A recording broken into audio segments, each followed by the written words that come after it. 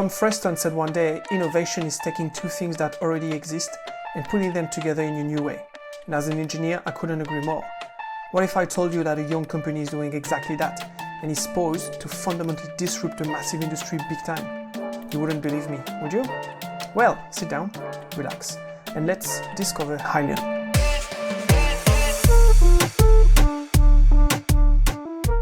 Hyliion, or ticker symbol HYLN.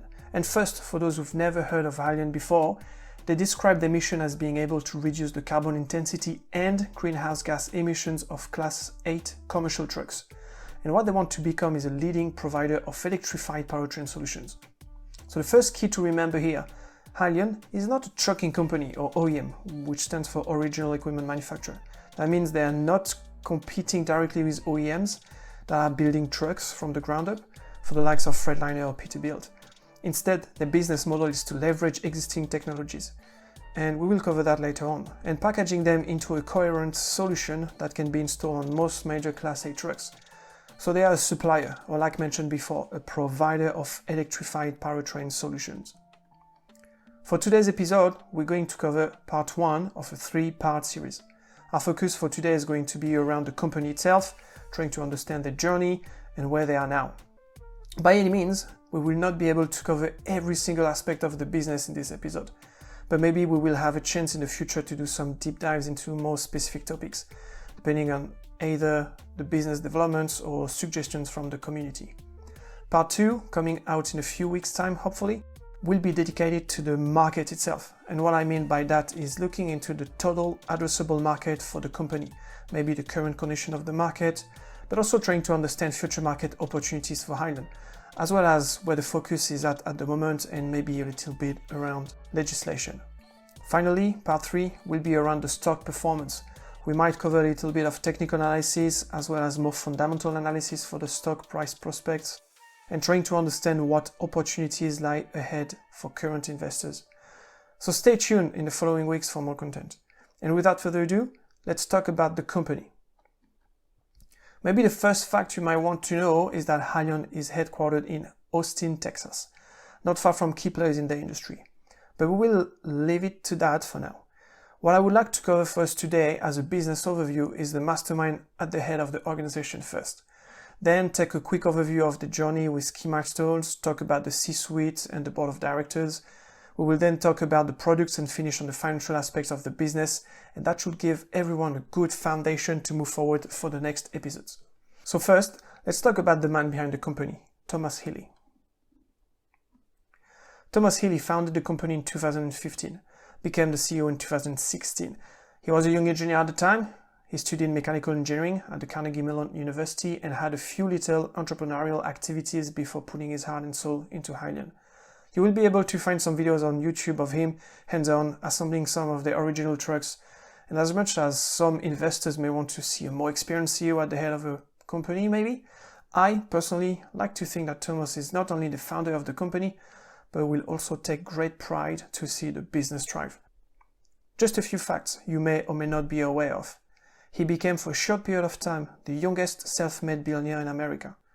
Not only is he an engineer, but he is also an inventor and has a few patents under his belt. At the age of 25, he appeared on the Forbes 30 Under 30 list. He has a passion for car racing and used to race car himself as a hobby and still probably does from time to time. Finally, he has a Tesla as his everyday car. If we take a bird's eye view of the business and look at key milestones, like previously mentioned, the business was founded by Thomas Healy in 2015. The initial powertrain was a trailer-based solution, which means that you would attach it to the trailer and not the truck itself. In 2017, that's when they started developing the truck-based hybrid system, and we will see in a few moments what the system is made of. In 2020, that's the year where Hyliion goes public through a SPAC merger with Tortoise acquisition of Shell. This year, 2021, the key achievement I wanted to highlight is the commercialization start of the new hybrid system, on which the company will start recognizing revenue. Expected milestone for next year is the commercialization of the game-changer product called the Hypertruck ERX. This is a very high-level timeline, and lots of announcements and activities happened over the last few years, but that was to give you a first idea of the business journey. Before we move to the products, I briefly want to also talk about the teams behind the company. We've talked about Thomas Healy already. A few key names to remember, in my opinion, are first Patrick Sexton. He is the Chief Technology Officer of the company and used to be the VP of Engineering back in 2019, so has been with the company for a few years now. Before that, he used to work at Dana Incorporated, which is both a partner and investor in Hyliion. In future episodes, we will also unpack current partnerships with other businesses as well as expected, anticipated ones. Sherry Becker, the CFO, has nearly 2 decades of finance and accounting leadership experience. It is also mentioned on Hyliion's website that she is experienced with merger and acquisition, something to keep in mind. Hyliion has already acquired another company in the past and could well be acquiring other ones in the future, especially given the current financial position. But to go back to Sherry Becker, she has a pretty impressive CV, so I'll let you do your own research on her if you're interested. Finally, Dennis Gallagher. He is a new addition to Hyliion's family and joined as the Chief Operating Officer. He has extensive background in strategic planning, growth initiatives, and process implementation in the commercial vehicle and automation industry. He joins Hyliion from Jacobs Vehicle System, where he served as president of the industry-leading supplier to the heavy-duty commercial truck market. So let's wait and see what he can bring to the table, but really strong profile overall. And more briefly, a few mentions around the board of directors. Here's just a handful of them that I thought would be interesting to mention. Elol Kolar has been with Hyliion since the early days, and we are talking 2016 here. He had a few different roles within the organization and now sits as a director of the board. Andrew Card served as Chief of Staff to President George W. Bush and 11th Secretary of Transportation under President George H.W. Bush. Eileen Chao only recently joined the board of directors. She served as the 18th Secretary of Transportation in the Trump administration from 2017 to 2021. Finally, Mary Gutstonsky is actually the last addition to the board of directors. She has almost 40 years of experience in the automotive industry and was responsible for bringing new technologies to market in support of evolving automotive industry and regulatory requirements. So brief overview here, but a few heavyweights that will be able to guide or keep Hyliion on the right path. Now let's talk about the products. The first product is the Hybrid EX.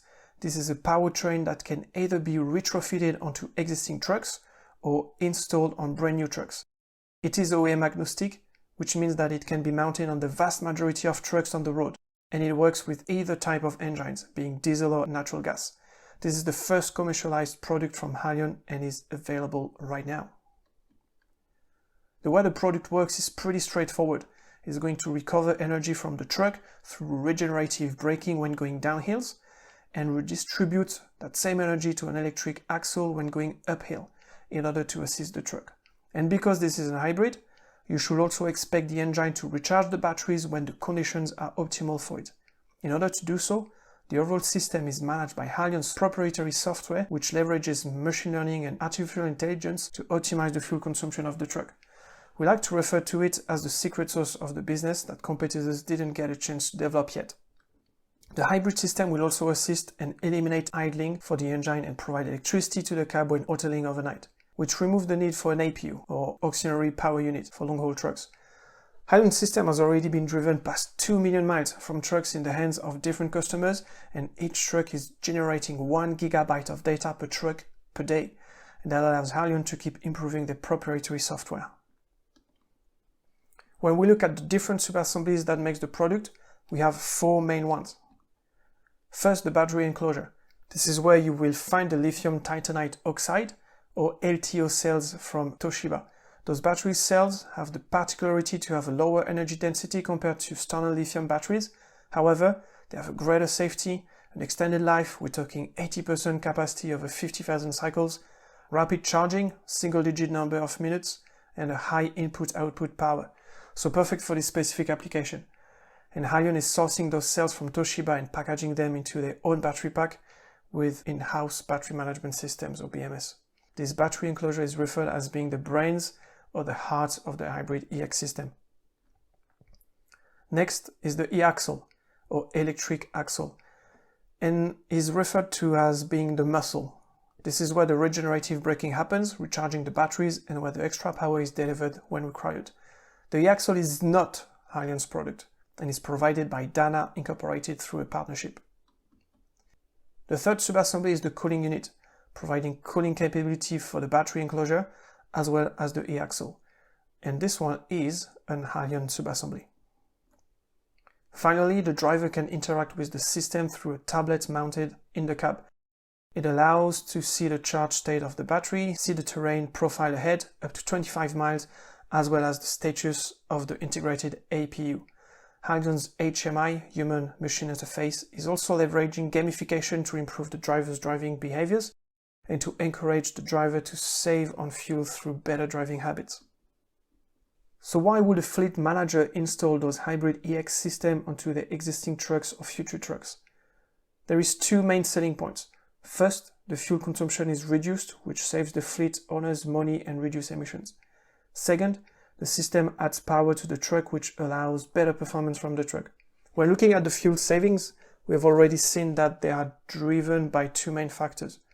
The first one is the capability of the system to gather electricity through regenerative braking and redistribute it to assist the engine, and therefore save on fuel consumption. This system works really well in hilly terrains, but is not optimal on flat ones. Fuel savings in perfect terrain conditions, i.e. hilly terrains here, can easily go up to double digit. The other factor is the profile usage and if the truck is used for long-haul transportation or not. When doing so, the APU feature can also provide a double-digit saving by avoiding to have the engine idling overnight to provide the driver with climate control and electrical power in the cab. So overall, and depending on the usage profile of the truck, fleets can have a small return on investment, probably smaller than 2 years. The other key selling point is the extra 1,500 feet-pounds of torque and 120 extra horsepower delivered by the e-axle. What you can see here is a Wegmans truck pulling a tandem set, and the truck is a natural gas truck equipped with the hybrid system. Natural gas powered trucks are well known for lacking the power that diesel engines have, and because of that, they have seen a slow adoption despite having a lower total cost of ownership and better environmental impact with less CO2 and NOx being released in the atmosphere. Wegmans were only capable of pulling a tandem set with their diesel trucks, but now they can use the natural gas hybrid system to do so, saving a lot of money on fuel and generating less CO2 and NOx at the same time. And that's why the hybrid EX makes perfect sense for the natural gas truck market, because besides of providing fuel savings, the extra power unlocked through the e-axle allows fleet to replace a standard diesel truck with a natural gas hybrid EX and perform the same routes with the same payloads at the same level of performance, but for much cheaper. Here's a testimony from Matt Harris, Wegmans Fleet Maintenance Department Manager.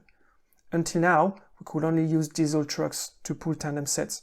They are most powerful engines with the lowest fuel economy, miles per gallon, making them the highest diesel consumption trucks we have. With this one hybrid electric CNG truck, we flipped that on its head and taken the dirtiest job on the highway and made it the cleanest part of what we do. Part of this collaboration, Hyliion's engineers worked closely with Volvo to spec the chassis for future install. From Chad Hyler, Volvo Sales and Order Engineering, I was just excited because I walked inside from looking at the Wegmans order and being able to visualize the finished product. I was on an emotional high when I took the call from the DM. I know this design is going to work perfectly. I feel the design package is solid and the thought that we have truly built a Volvo CNG electric hybrid vehicles is impressive. I think this is a big deal personally. Hyliion is a reputable company. As a designer, I'm truly proud to be part of this. By replacing the diesel truck with the hybrid electric CNG one, on those routes, Wegmans has managed to cut its fuel expenses in half. I believe it is important to have a few seconds break to fully digest this information. We are talking about a 50% cost reduction on fuel for a truck that has the exact same performance than your previous trucks and has a much lower environmental impact. In itself, this is game-changing, I believe. Moving forward, we received many more testimonies from other companies trying the hybrid system. Here we have Keith Peel, VP of Marketing and Sales at Baker Rock Resources. The demonstration was a complete success and we absolutely have plans to add the technology to our fleet. Another one from Jocelyn Britson, working at Tillamook County Creameries Association. Being able to test a CNG electric hybrid truck helped us see firsthand that the technology available today performs well on our distribution routes with enough power to get over mountain passes and was straightforward for drivers. As a result of this trial, we're assessing the potential to replace our diesel trucks with Hyliion's natural gas vehicles. As of today, we know that Hyliion's hybrid powertrains are being used across the US and Canada, with many different companies and fleet owners. We do not have an exhaustive list for the number of trucks on the road and the company owning them, but our best estimation are around 60 trucks currently on the road and at least 15 companies that have experienced the hybrid system. And this is for the first version of the hybrid system, knowing that the new version has been launched about a month ago and has improved performance compared to the original version. The last thing I actually forgot to mention is the price. Hyliion is selling the overall system for $29,000 and can therefore be a real no-brainer for some fleets, with a really quick payback. And here we're talking about retrofitting the system into an existing truck. When the hybrid system will be available directly from the OEM assembly line, the net cost of the Hybrid EX from a customer point of view would be closer to $14,000 because some parts will not be necessary, like the dead axle, or already included in the Hybrid EX system like the APU. And now let's finalize today's episode with the reason why I am personally investing in the company. Besides of all the great things we have discussed so far, the reason is the Hypertruck product line. The Hypertruck is combining few different technologies that already exist into one solution that outperforms any, and I mean any, current products or currently known future trucks that will be commercialized. Full stop. And why is that? The Hypertruck has a pure electric drivetrain, which means that the wheels are purely 100% solely powered by electrical energy. So in this case, electric motors are moving the truck. But instead of storing all of the electricity on the truck inside the batteries, the Hypertruck carries an onboard generator, see it as a small engine, that leverages the higher density of natural gas compared to the much lower energy densities of batteries in order to either recharge the batteries or produce electricity to power the two e-axles. As you can see on this clip, the number one represents the natural gas tanks located at the back of the cab. The natural gas is going to power the onboard generator, number two, which in turn is going to transform the chemical energy from the gas into a mechanical energy, the engine, which is finally turned into an electrical energy, the alternator.